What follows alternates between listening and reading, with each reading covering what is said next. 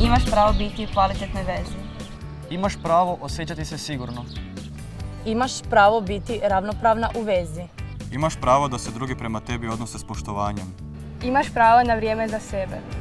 Imaš pravo izraziti svoje osjećaje ili zadržati za sebe. Imaš pravo na iskrenu i otvorenu komunikaciju. Imaš pravo odbiti seks. Imaš pravo prekinuti vezu.